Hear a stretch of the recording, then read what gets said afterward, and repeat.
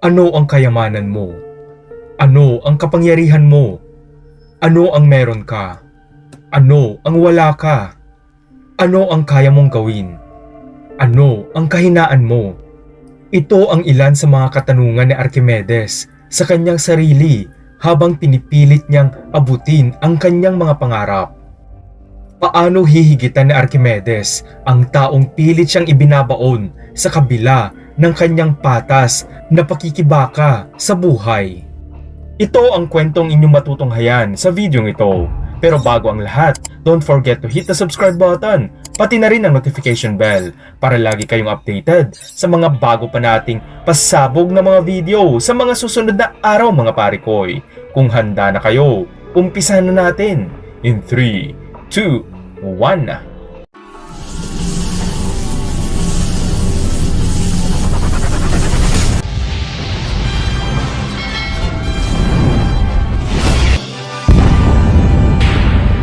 Sa ginawang pag-iwan ng kanyang ama para sumama sa mayamang babae, nagsimulang gumuho ang mundo ni Nanay Terry at Archimedes. Ngunit sa ginawa namang hindi pagkilala sa kanya ng kanyang ama at sa pagtapak pa nito sa pagkatao nilang mag-ina, nag-umpisa naman ang masidhing pagnanais ni Archimedes na makaahon sa kahirapan at magtagumpay sa buhay. Mula noong makapagtapos sa kolehiyo bilang summa cum laude, ay hindi naging madali para kay Archimedes na mamili kung kaninong offer ang tatanggapin niya. Dahil sa napakagandang qualifications ang mayroon ang matalinong binata, ay kaliwat kanan ang mga kumpanya na naging interesado sa kanya. Hanggang sa dumating ang araw na hindi inaasahan ni Archimedes na lingid sa kanyang kaalaman ay magbabago pala ng tuluyan sa kanyang buhay. Isang tawag mula sa isang kumpanya na hindi naman inaplayan ni Archimedes ang kanyang natanggap. Hello, good day. I am calling from the HR department. At sinabi nito ang pangalan ng kumpanya. Mr. Archimedes Calungsod, we are happy to inform you that you are hired sa aming kumpanya. We are currently looking for someone like you para sa isang napaka-importanteng posisyon na i-discuss namin kapag pumunta ka dito sa office. I am pretty sure na hindi ka makakatanggi sa offer namin that other companies will never afford for the same position that we have for you. Wika ng HR staff sa kabilang linya. Oh, wow! Thank you for the call, ma'am. I am just wondering, kasi as far as I remember, ay hindi po ako nag-apply sa company ninyo. And I'm sorry to tell you po, kasi I think I haven't heard about your company yet. But anyway po, I am going to check po your company. Magalang na tugon ni Archimedes. Mr. Calungsod, I may sound desperate, but yes, I really am. If you could actually give it a try, I am sure na magugustuhan mo ang offer. Matagal nang bakante ang project manager position. Dahil sa dami nang nag-apply, ay walang pumasa sa standards ng mga owner. The owners already gave me a warning na kapag hindi ako makahanap ng tao na papasa sa standards nila as soon as possible, I might lose my job. Upon checking, I think, I believe, and I know that you are the most qualified sa standards ng mga boss ko. Wika ng HR staff. If I may ask po, how did you get my informations? How did you know about me, ma'am? Tugon ni Archimedes. Oh, good question. I am sure that you know Mr. Bermudez, right? He's one of your professors sa university na pinasukan mo. Siya ang nag-refer sa'yo, Mr. Calungsod. He happens to be my uncle, my mom's brother. I was asking him if may kakilala siya for a project manager position. And he mentioned you. He already told a lot of good stories about you. How great you are as a person and how amazing you are as a student, and as a leader, being the president sa student council, as summa cum laude, and with all your academic achievements, how can a good company not hire someone like you? I even checked your socials as well. So, I already have an idea that my bosses will like you. Definitely. Wika ng HR staff. Of course, Mr. Bermudez, one of my best mentors. Okay then, ma'am. Please send me the details of my appointment sa office nyo. To be honest, this conversation made me more curious about sa company ninyo.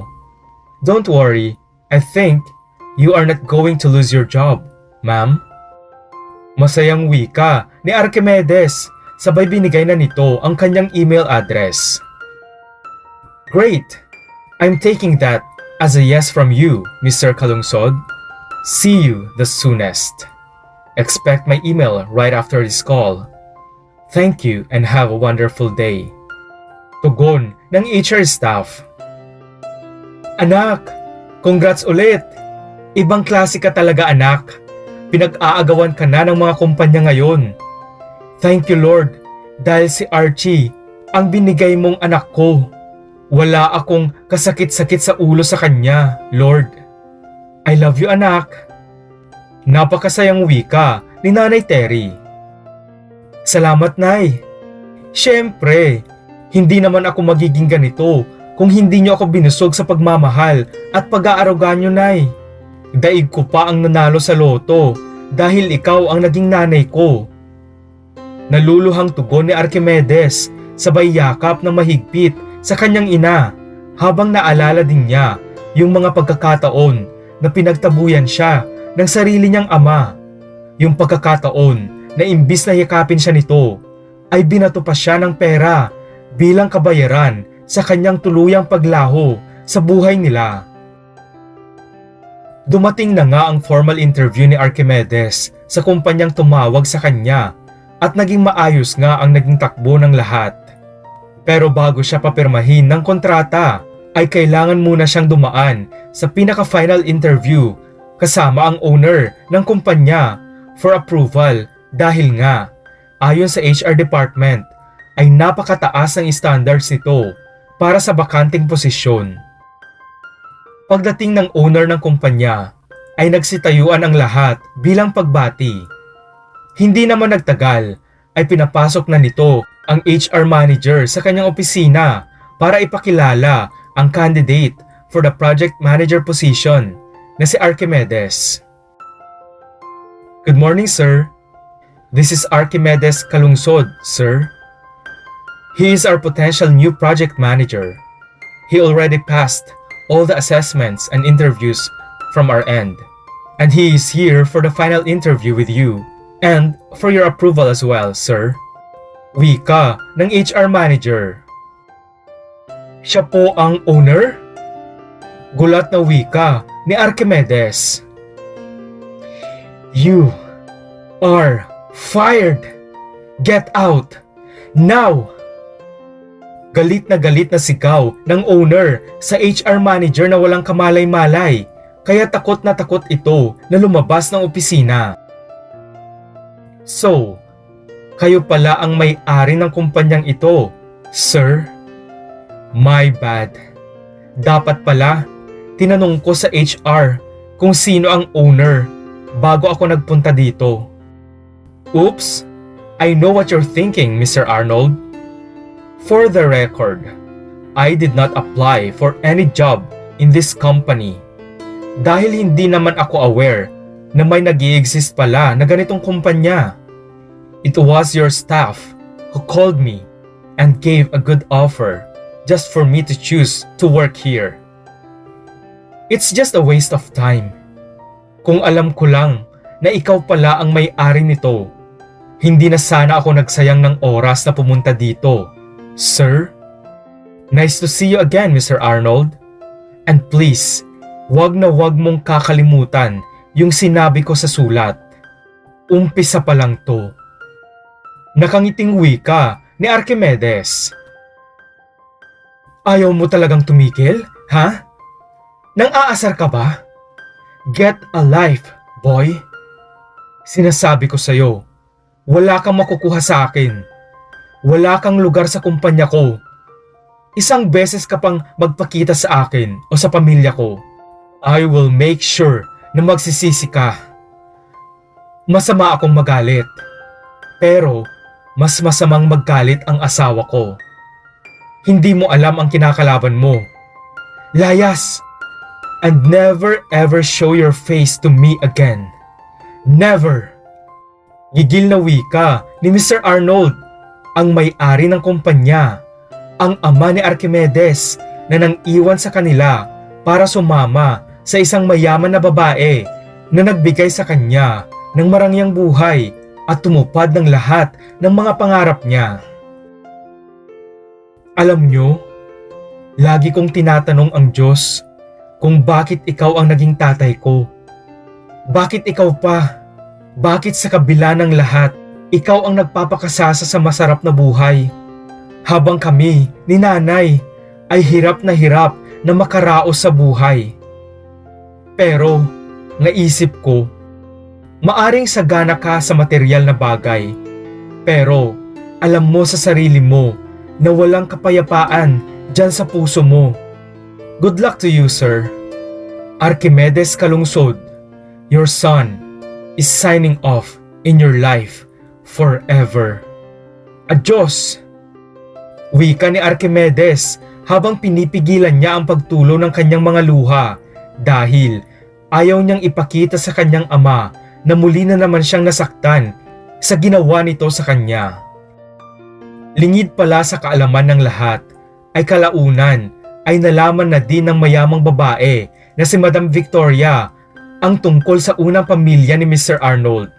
Kaya naman, naging kondisyon ni Madam Victoria na sa oras na malaman ng kanilang uniko iho na si Carlson ang tungkol dito, ay mawawala ang lahat ng karangyaan at maginhawang buhay na mayroon si Mr. Arnold. Kaya naman dahil ayaw niyang bumalik sa kahirapan, ay talagang ginawa lahat ni Mr. Arnold na tuluyang mawala sa buhay nila sina Nanay Terry at ang sarili din niyang anak na si Archimedes. Dahil sa nangyari, ay tulalang naglalakad palayo sa building na iyon si Archimedes. Habang sa oras na iyon, ay tuluyan nang bumagsak ang mga luha na kanina pa niya pilit na pinipigilan sa pagpatak. Mr. Calungsod, it's you! Are you okay? Why are you here? Wika ng isang lalaki na nakasalubong ni Archimedes. Ngunit sa hindi inaasahan, ay bigla na lang nawalan ng malay si Archimedes dahil na rin sa napakabigat na emosyon na kanyang daladala sa oras na iyon. Mabuti na lang dahil sa kabutihang loob ng lalaki ay agad naman niyang dinala sa ospital ang binata para mabigyan ito ng agarang medikal na atensyon. Hindi nagtagal, noong nalaman ni Nanay Terry ang nangyari sa kanyang anak na si Archimedes, ay agad itong nagpunta sa ospital at dito ay nadatnan nga niya ang kanyang mahal na anak. Bumuhos ang luha ni Nanay Terry dahil sa pagkabigla sa nangyari kay Archimedes na kanina lamang ay napakalakas at napakasaya pa bago pa man ito umalis sa kanilang bahay. Lumipas ang ilang taon at lumipas na rin sa ala-ala ng ilan si Archimedes. Samantala, sa kumpanya ni na Mr. Arnold ay nanatili siya bilang CEO at ang mayaman naman niyang asawa na si Madam Victoria ay ang chairman. Samantalang ang anak nilang si Carlson naman ang naging presidente ng kumpanya. Sa paglipas ng panahon ay nanatiling maganda ang takbo ng kanilang kumpanya hanggang sa dumating ang araw na unti-unti na lang na bumagsak ang kanilang sales hanggang sa hindi na nila mapigilan ang dahan-dahang pagbagsak nito. Isa-isang nag-pull out ang kanilang mga investors para maisalba ang kanilang pera dahil sa paglubog ng kumpanya ni na Mr. Arnold. For God's sake, why the hell is this happening? Answer me, all of you. I need an answer. Galit na sigaw ni Mr. Arnold sa kanyang mga empleyado. Sir, base po sa pag-aaral namin ng team, ang dahilan po ng pagbagsak ng sales natin ay dahil po sa bagong competitor natin. We discovered, sir, na sila pala ang reason kung bakit nag-pull out ang karamihan sa mga investors at partners natin dahil lumipat silang lahat sa competitor natin. They have extravagant marketing moves, sir. Something that we never did before. They were spending a lot po for their ads, kaya napaka-wide ng reach nila sa mga customers. Sagot ng project manager. Damn! Hindi pwedeng mangyari ito. Malakas na wika ni Mr. Arnold. Sir, in addition to that, we also found out through one of our investors na lumipat sa kanila na yung bagong headquarters daw nila ay located po sa katapat na building natin. And take note, sir, they don't just rent a space doon sa building. Hindi po gaya sa atin na nagre-renta ng space dito sa building. Sila po, sir, you know what? They own the building na po pala. The owner bought the entire building para lang po tapatan tayo, sir. Wika muli ng project manager. Do something about this. Carlson, ano ang plano mo dito? Being the president. Wika muli ni Mr. Arnold. Dad, I think we need someone to go there and get some informations about that company. Remember, Dad, get your friends close and your enemies closer. We have to find out their marketing strategies and the people behind everything para alam natin kung paano natin sila pababagsakin. Tusong tugon naman ni Carlson. Kaya naman sa araw ding iyon ay personal na nagpunta sa kabilang building si Carlson para magpanggap na mag-a-apply doon para makakuha siya ng mga impormasyon. Pagkabalik ni Carlson sa kanilang opisina ay agad itong nag-report sa kanyang ama. Dad, the man behind that company is someone who they call Mr. Bloomfields. And guess what, Dad? They actually rejected my application dahil wala na daw vacant position sa company nila. Napakahigpit ng mga tao doon dahil ayaw nilang mag-disclose ng kahit anong info about anything. But one thing I noticed is that they are planning for a big campaign. Dad, what should we do? We cannot afford what they can afford. Wala na tayong investors. Dad, last time I checked, by next month, kulang na ang pera ng kumpanya para pasahurin lahat ng employees natin. I knew it. This is because of Mom's addiction sa casino. I knew it, Dad. Damn! Dismayadong wika ni Carlson. Guys, look! Panoorin natin to. This is very important. Yung company sa kabilang building, may TV commercial na. Sir Carlson, what should we do? Wika ng isang empleyado. Gosh, we cannot afford it. Malungkot na tugon ni Carlson. Don't worry, I can do something.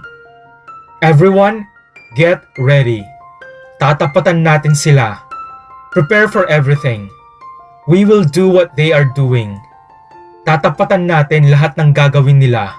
Mas matagal na tayo sa business, kaya I am very confident na tayo pa rin ang mas tatangkilikin ng mga customers. Wika ni Mr. Arnold. Kaya naman agad na nag-loan sa bangko sina Mr. Arnold para magkaroon muli ng pera ang kanilang kumpanya. Nangutang sila sa mga kilala nilang mayayaman din para pandagdag sa pondo nila para maisakatuparan ang plano nila na pabagsakin ang kalaban nilang kumpanya. Ngunit imbis na gumawa sila ng mga positive advertisements sa kanilang kumpanya, ay pinili ni na Mr. Arnold na gumalaw sa maduming paraan.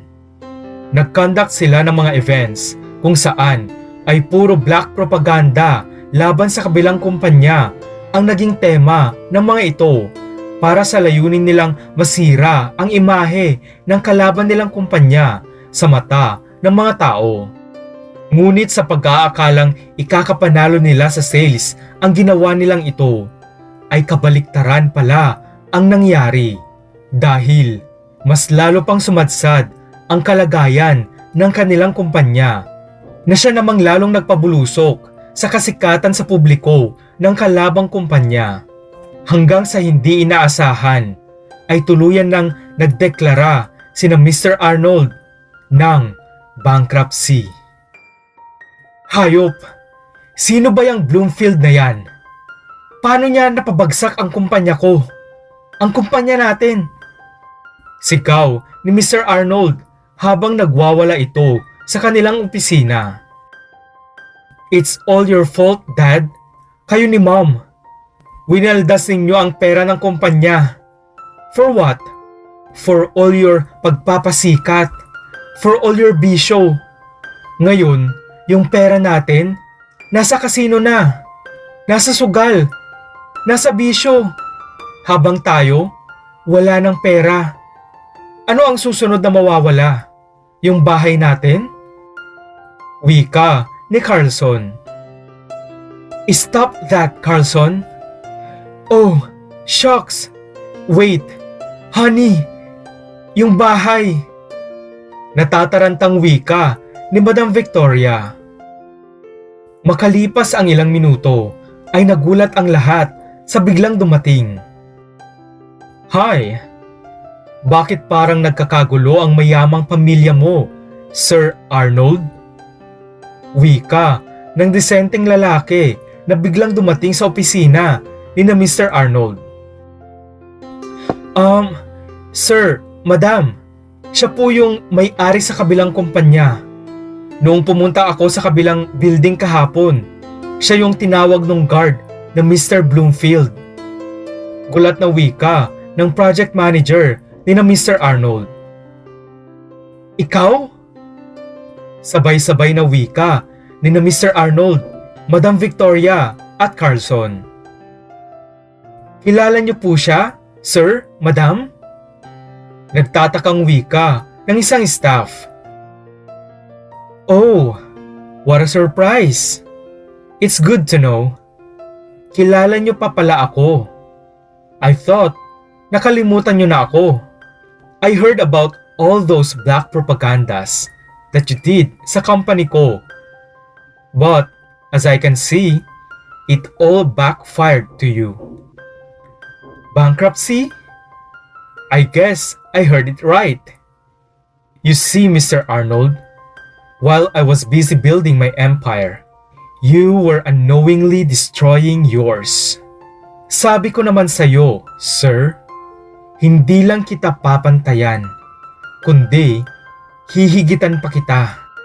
But unfortunately, ikaw din ang nagpabagsak mismo sa sarili mo. Good job, Madam Victoria. I got all your properties now. Yung kalaro mo sa sugal is actually my stepdad. Lucky him, cause he won. Carlson, I wish you well. Bata ka pa, kaya mo pang baguhin ang buhay mo. Huwag na huwag kang tutulad sa mga magulang mo. Mr. Arnold, good try though. You tried to bring me down, but you just failed. I am so disappointed. Ito lang pala ang kaya mo. I thought you're going to give me a good fight. Hindi mo man lang ako binigyan ng magandang laban, Dad. Wika ni Archimedes, sabay agad na nitong nilisan ang lugar na iyon. Lingid pala sa kaalaman ni na Mr. Arnold at Carlson, ay naikolateral pala ni Madam Victoria sa sugal ang kanilang bahay at lupa pati ang rest house at hasyenda nila sa probinsya. At dahil sa kanyang pagkatalo sa sugal, at dahil sa wala siyang pambayad na pera, ay tuluyan nang nawala sa kanila pati ang napakalaki nilang mga ari-arian. Dahil sa dami ng pagkakautang nila sa iba't ibang mga negosyante na kilala nila, ay kulang pa ang napagbentahan ni Madam Victoria sa mga ari-arian niyang natira na minana nito sa kanyang mga magulang. Yung lalaki pala noon na nakasalubong ni Archimedes noong nawalan siya ng malay ay ang negosyante na nakilala niya noong nagpa-part-time siyang waiter sa isang restaurant, si Mr. Bloomfield. Regular customer nila noon sa restaurant, si Mr. Bloomfield, at madalas ay doon sila kumakain ng mga business partners niya. Noong minsan na ayaw gumana ng laptop ni Mr. Bloomfield, habang may dinidiscuss siya sa mga kamiting niya, ay saktong si Archimedes ang nag-serve sa table nila. At dahil magaling sa computer si Archie, ay minabuti nitong tulungan ang noon ay tila naubusan na ng pasensya na si Mr. Bloomfield. Magmula noon ay naging paboritong waiter na siya ng mayamang negosyante. Noong nawalan ng malay si Archimedes at dinala siya ni Mr. Bloomfield sa ospital, ay dito nakilala ng mayamang negosyante si Nanay Terry. Habang hinihintay nila noon na magising si Archimedes, ay wala namang tigil sa pagkukwentuhan si Nanay Terry at Mr. Bloomfields. At dito na nagsimula ang lahat. Sa paglipas ng panahon ay nagtapat na ng pagmamahal si Mr. Bloomfield kay Nanay Terry. Hanggang sa sila na nga ay nagpakasal na, at matapos nito ay iminungkahi ni Mr. Bloomfields na nais niyang gawing legal ang pagiging ama nito kay Archimedes, na labis namang ikinatuwa ng mag-ina. Dahil sa laki ng tiwala ni Mr. Bloomfields kay Archimedes, ay ipinaubayan nito ang pagpapatakbo sa isa niyang negosyo. At hindi nga nagkamali ang mayamang negosyante, dahil mabilis itong lalo pang pinalaki at pinalago ng magaling, matalino at madiskarteng si Archimedes. Isang araw, habang abala si Archimedes sa kanyang opisina, ay nakatanggap siya ng mensahe mula sa kanyang sekretarya. "Excuse me sir, may gusto pong makipag-usap sa inyo. Importante daw po." Wika ng sekretary. "Busy ako ngayon. Can you just set an appointment please? Basta wag ngayon, cause I have a lot of things to do. Please? By the way, sino ba yung gustong makipag-usap?" Wika ni Archimedes. "Si Mr. Carlson po. Kapatid niyo daw po sir." Tugon ng sekretary. "Really? Let him in. Now." "Yes, he is my brother." Gulat na wika ni Archimedes. Pagpasok ni Carlson sa opisina, ay hindi maiwasan ni Archie na maawa sa itsura ng kanyang nakababatang kapatid sa ama. "Anong nangyari sa'yo? I know, hindi ka okay. Uminom ka muna. Maupo ka." "Tama ba? Nagpakilala kang kapatid mo ako? Ibig sabihin, alam mo na? Okay lang sa'yo?" Naluluhang wika ni Archimedes. "Oo kuya, kinuwento na lahat ni Daddy. Kaya naman pala, noong una pa lang, magaan na ang loob ko sa'yo. Kasi, totoo palang kuya kita. Kuya, ako na ang humihingi ng tawad sa lahat ng ginawa ni Dad sa inyo ng nanay mo. Ang totoo niyan, kakapalan ko na talaga ang mukha ko kuya. Kasi lahat na pinuntahan ko, pero wala ni isang gustong tumulong sa amin. Lahat ng kamag-anak at mga family friends namin ay walang gustong tumulong kahit isa. Nagbabaka sakali lang ako kuya. Si Dad kasi, si Dad He had a heart attack. He needs a bypass operation, kuya. Alam kong suntok sa buwan itong gagawin ko. But I know that it's worth trying for Dad. But if not, okay lang kuya. I understand. Umiiyak na wika ni Carlson. Bagamat mabigat sa kalooban ni Archimedes, ay hindi nito matiis na makita ang kanyang kapatid na nahihirapan. Kaya agad nitong binigyan ng pera si Carlson para sa mga gastusin sa ospital ng kanilang ama at para na rin sa iba pa nilang pangangailangan. Nakipag-coordinate si Archimedes sa ospital upang lahat ng procedure at treatment para kay Mr. Arnold ay gawin nila at siya na ang bahala sa lahat ng expenses nito. Dahil dito ay naging successful ang operasyon sa puso ni Mr. Arnold at tuluyan na itong nakalabas sa ospital. Hindi nagtagal ay muling nakipagkita si Carlson kay Archimedes para personal na magpasalamat sa kanyang tulong sa kanilang ama sa kabila ng malaking kasalanan niya sa kanilang mag-ina at humingi ito ng permiso kung maaari daw ba sanang makipagkita ang mga magulang ni Carlson kay Archimedes para daw sana ay personal silang humingi ng tawad at magpasalamat na rin. Ngunit tumanggi na si Archimedes. Alam mo, Carlson, ginawa ko yon hindi para sa tatay mo. Ginawa ko yon para sa'yo. Dahil kapatid kita. Nakita kong nahihirapan ka noon sa sitwasyon ninyo, kaya kita tinulungan. Matagal ko nang pinatawad ang tatay mo. Pero hindi ibig sabihin nun ay magiging parte na siya ng buhay ko. Alam niya ang mga ginawa at mga sinabi niya sa amin ni nanay. Alam niya kung gaano niya kami sinaktan, tinapakan at sinalbahe. Sa palagay ko, sapat na ang lahat ng sakit na iyon para sa amin ni nanay. Pakisabi pala sa tatay mo na may bago na akong ama. Hindi ko man siya kadugo, pero mas anak pa sa anak ang turing niya sa akin. Masaya ako para sa'yo dahil at least nagpakaama naman ang tatay mo sa'yo. Sige, ingat ka Carlson. Kahit anong mangyari, tandaan mo, kuya mo ako. Magkapatid tayo. Wika ni Archimedes, sabay niyakap nito ng mahigpit ang kanyang nakababatang kapatid sa ama.